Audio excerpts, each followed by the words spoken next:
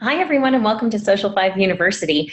It looks like we've still got a few people streaming in, but we'll go ahead and get started. We're going to be talking about YouTube today. It's kind of a themed week here at S5U. So we're going to be talking first off about just some of the very basics about YouTube and how to get started.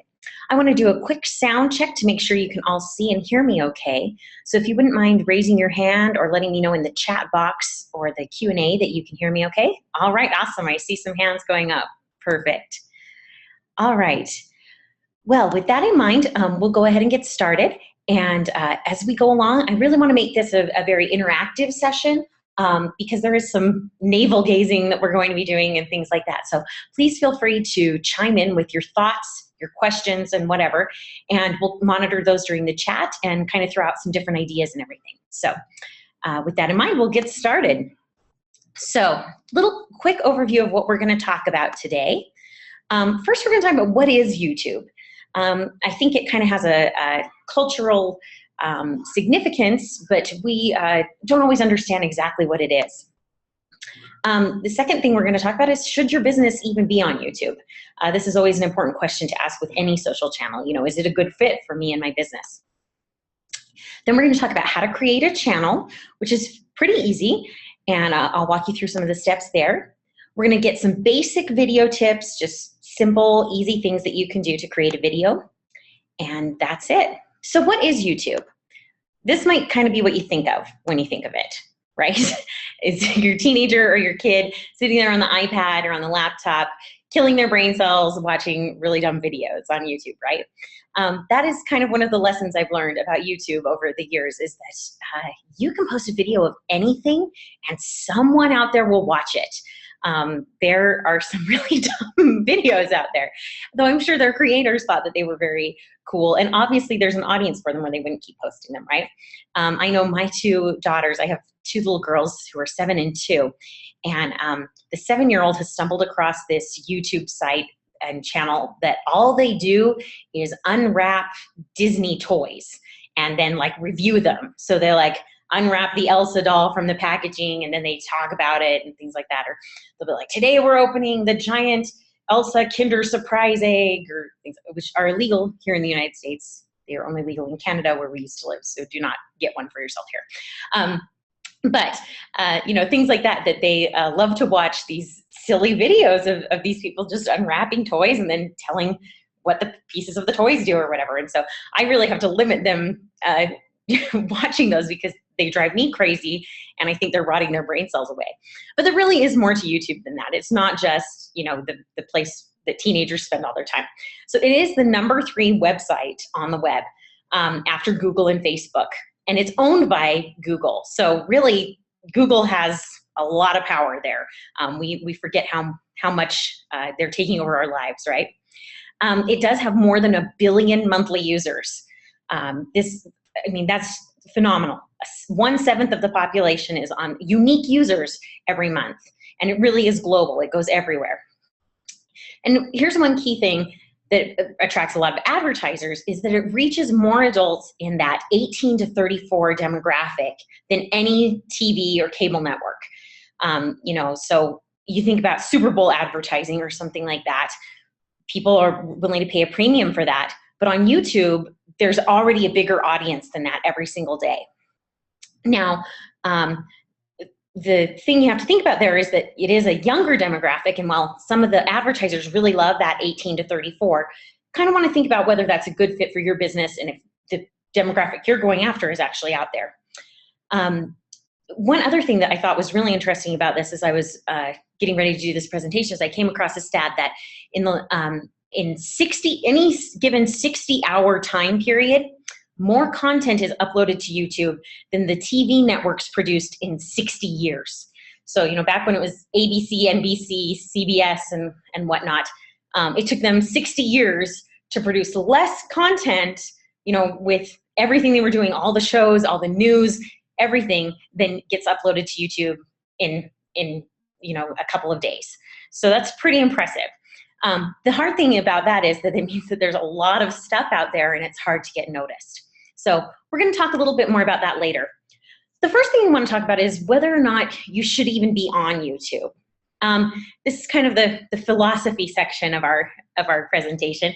And this is where I want you guys to chime in. If you have questions, if you have thoughts, please feel free to share those ideas with the group, because I'm sure you guys have some great ideas for what you could do on YouTube. So the thing I think this is an important question to ask for any social channel, right? We get a lot of folks who come to us and say, hey, I noticed my wife spends a lot of time on Pinterest. I really need to be on Pinterest. When really, Pinterest isn't really necessarily a great fit for them.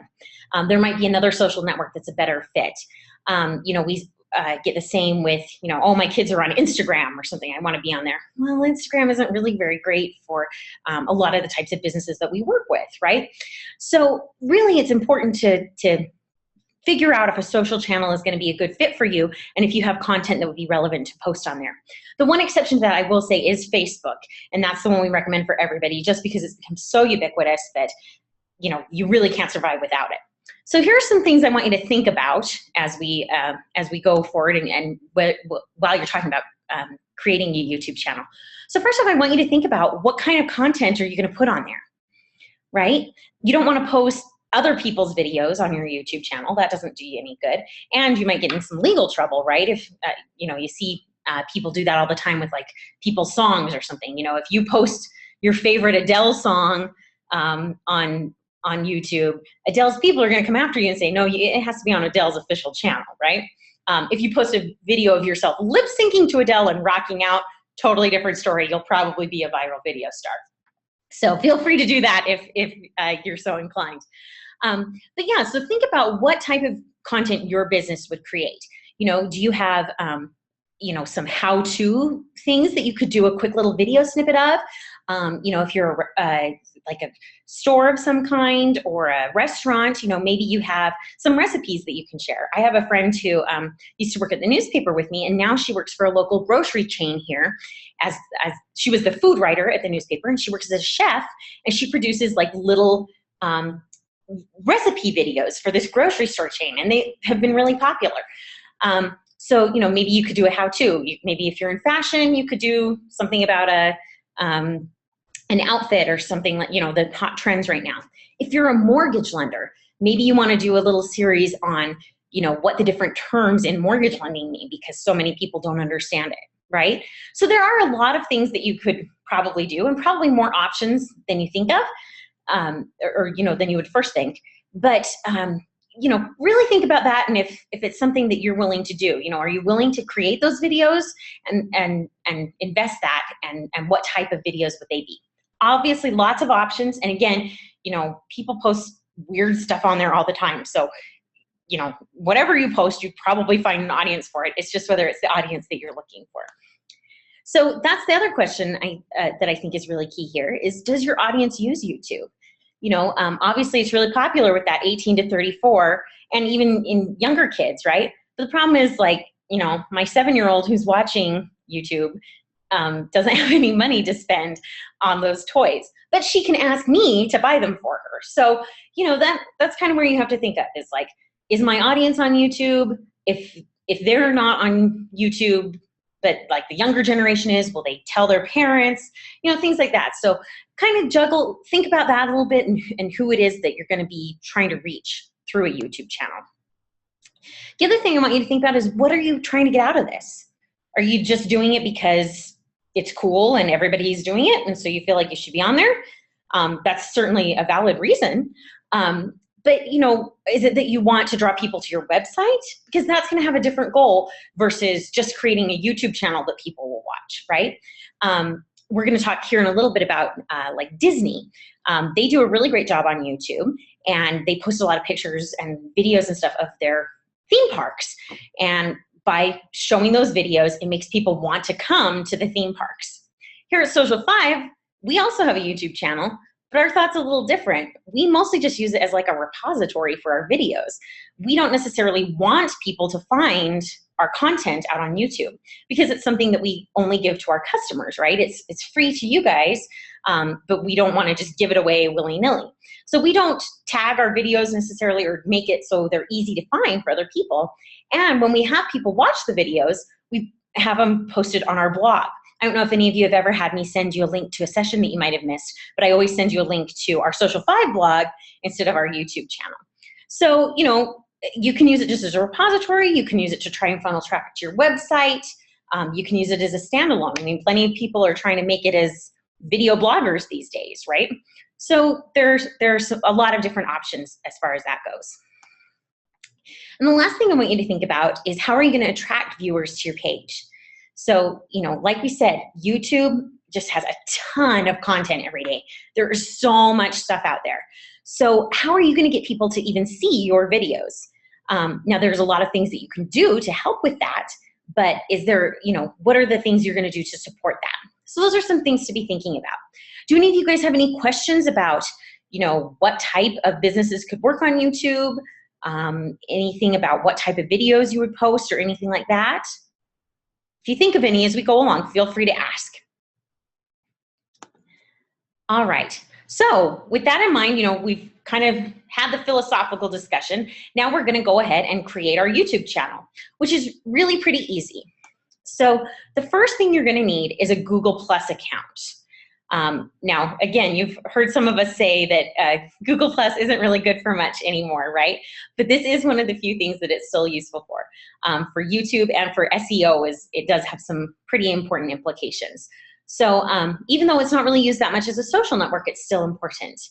The reason for this is that Google, again, owns YouTube because they're going for world domination or whatever.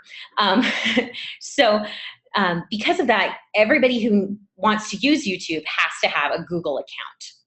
So here's my Google account. You can see I obviously I don't post on it very often, and my sweet boss, Jeremiah Stetler, he tries to keep his up good to be a good social media user. So like all my posts are from him. So sorry about that. And shout out to Jeremiah for doing a good job. So if you already have an account for your business, a Google Plus account, you're good to go. You can just proceed directly to YouTube and go ahead and get started on your channel. If you don't have one, all you need to do is go in and create a Gmail account for your business, which is a really smart thing to do anyway, right? Because that way you have that Gmail address registered to your business and someone else can't use it. So you can just go in, you know, go to google.com and sign your personal account out if you have one, and go ahead and create a Gmail account. All right, so we've got that created. Now all you're gonna do is go to youtube.com and log in with that Google account information. Now, if you've just created a Google account, you may already be logged in. And so when you go to YouTube, you're already there. And that will probably happen if you've you know, logged in already previously. So that's one thing to check if you're gonna be doing stuff for your business, is to make sure you're logged in under your business page instead of your personal page. So from the drop-down menu in the left-hand corner that you're gonna see over there on the left-hand side, you're gonna click the My Channel button right there, okay? And from there, it'll look something like this, right? So mine has my Google Plus profile picture pulled up on it. I don't have any channel art or anything. I don't have a channel description because I've never made my own YouTube channel before. So it'll look something like this. And that's it. You've got a channel made already. Easy enough, right? But you probably want to put a little more effort into it. So you want to make it pretty. You want to include any keywords or search terms in your channel description. You want to add a profile photo, probably your logo or whatever. Unless it's a personal page, then go ahead and put a picture of yourself. You're going to put in channel art. This is probably going to be a banner that you want to put in. You can probably use the same photo that you're using on like Facebook or Twitter. They are a little bit different as far as the size specifications. So if you want to get something graphically designed that fits that perfectly, you can do that. I know that when we've done it before, the height on the YouTube channel is a little bit smaller than the Facebook banner. So sometimes you can use that and just trim it up a little bit and it works okay. So, you know, it doesn't have to be super fancy by any means, but if you want to, go ahead and design some really awesome, you know, channel art for yourself. And then again, you're going to enter a description from your for your channel that tells a little bit about what this channel is going to be about, a little bit about your business and everything. And again, that's where you want to make sure you're adding in keywords and search terms about your business. So, you know, if I'm a caterer or something, I'm going to put in, you know, what type of catering I do, where I'm located, what my geographic radius is, what types of catering I offer, the types of events I do, you know, so I want to put in weddings, corporate, blah, blah, blah, right? So the more fleshed out you can make that description, the better it's going to be, because that's going to give you more terms that people can find. All right, so now you've created your channel and you're ready to upload a video. Great. I mean, this really is easy, guys. And the other thing I would say about all of this is because YouTube is owned by Google, Google is really awesome at making sure people understand how things work. And so if you Google anything on YouTube, like, you know, how to create my YouTube channel, you're going to get some, right at the top of Google, you're going to get those results of step-by-step instructions on how to do all this. So, you know, you can either watch this webinar again if you want, or you can go through those step-by-step directions. I will give Google and YouTube really big kudos for that. They're really trying to be user-friendly and make it so that people can do it easily. So you're ready to post your first video. So what you're gonna see is you're gonna go to this upload button here up in the upper right-hand corner, and you'll see a page that looks like this. You can select what file you wanna upload, obviously from your computer, and then you can select you know, whether you want it to be a public video, if you wanna control who gets to see it and things like that. You can do things where you can approve who wants to see your users and everything. For the most part, if you're creating a YouTube channel, you'll probably want to make it public, unless for some reason you don't want people to find your video, which again is what we here at Social 5 are doing, but it's kind of not the normal strategy, right? Because we want people to view those videos on our webpage instead. You are probably going to want to select public because that means that everyone will be able to find your video.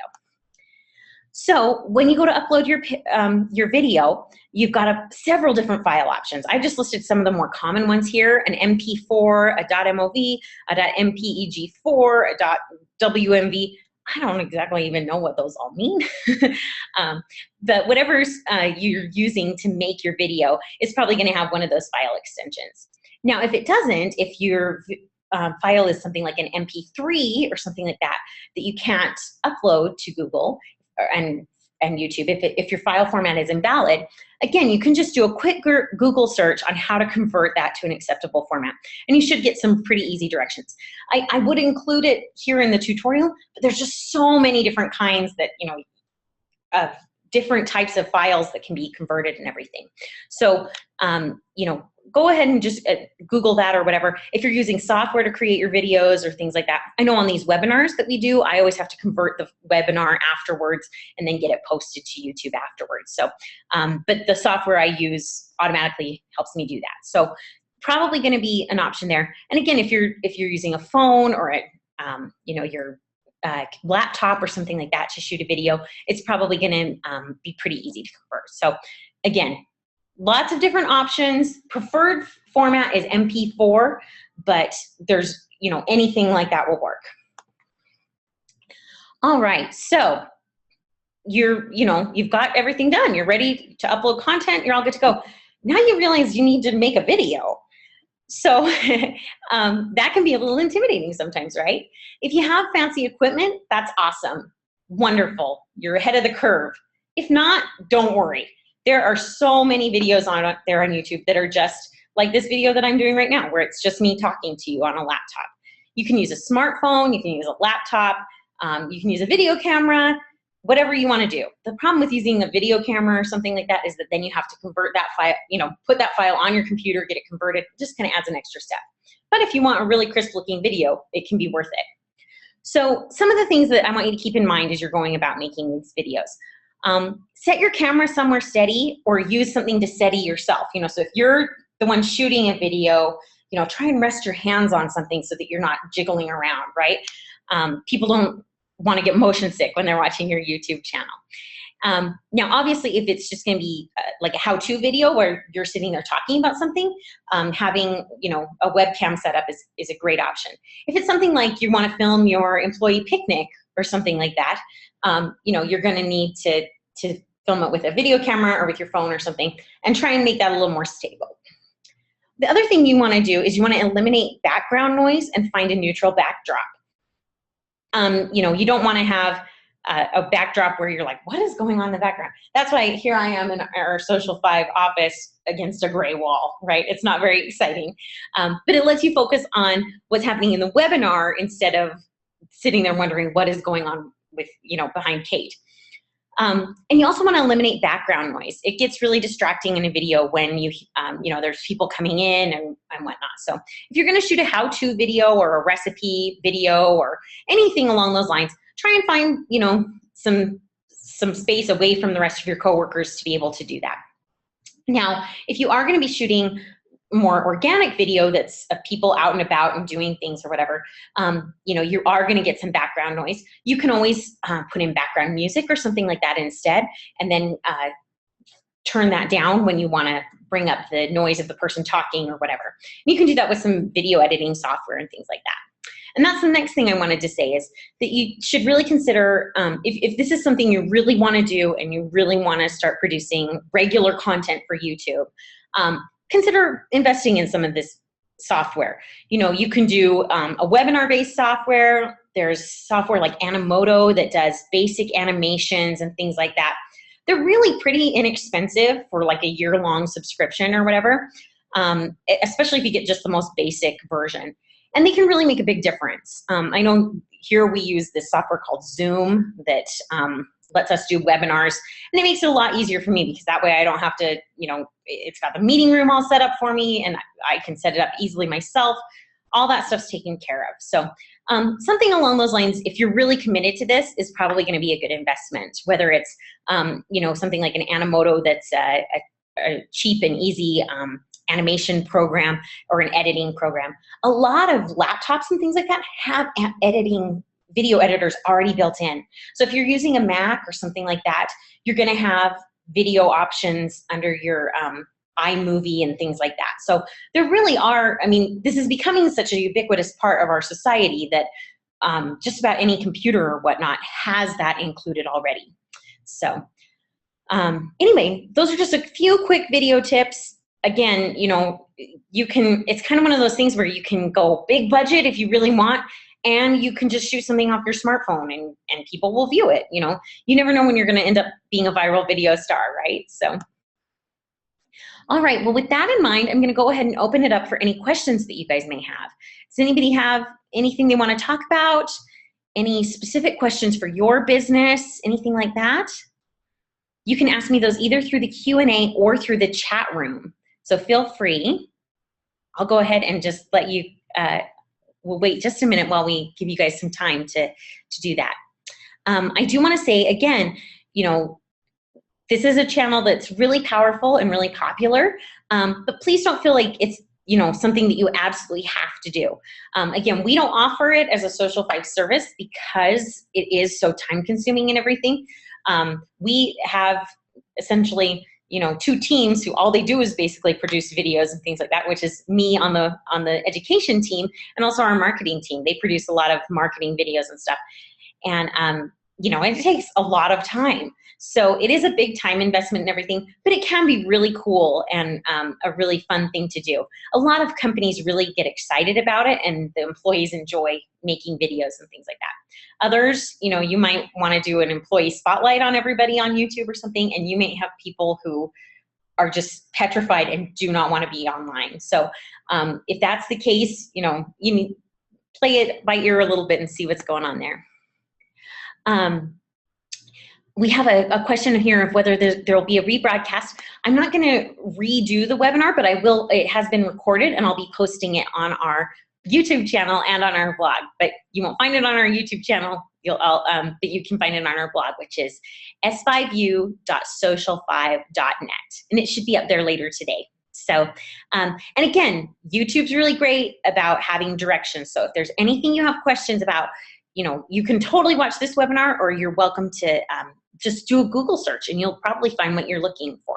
So I hope that really helped you guys kind of wrap your mind around the sort of the philosophical implications of doing a video channel, and I hope it answered any questions. If you have any more down the road, of course, feel free to get in touch with us. Our email address is support@social5.com. Send an email over there and we'll figure out who on our team can answer that for you, and we'll get you a reply back really soon. All right. Well, thanks so much for joining me. We're going to be talking a little bit more about YouTube and about how to optimize your channel if you already have one at 11. Even if you don't have a channel, it's going to build off of this webinar that we just did. So, if you haven't gotten started yet, feel free to chime in on that one, and we'll answer some more questions and get you going there too. All right. We'll see you guys soon. Thanks so much.